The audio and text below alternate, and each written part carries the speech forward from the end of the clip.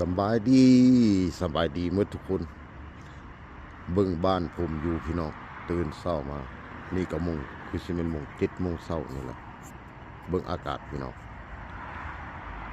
ขาวเบิดเลยเมื่อวานนี่เฮงโหดกว่ามื้อนี้บ่เคยเห็นมีตะเวนc'est pas possible oh là là là là เบิ่งนี่เหตุการณ์กะยะรถก็แข่งกล้ามโอ้ล่ะ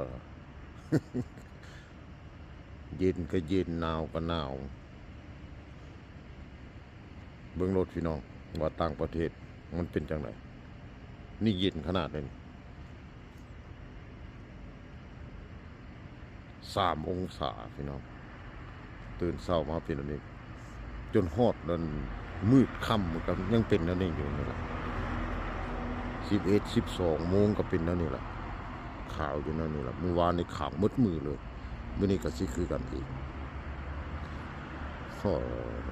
เอาพี่น้องเนาะให้พี่น้องเบิ่งว่าต่างประเทศเป็นจังไดนี่แหละยามหนาวนะ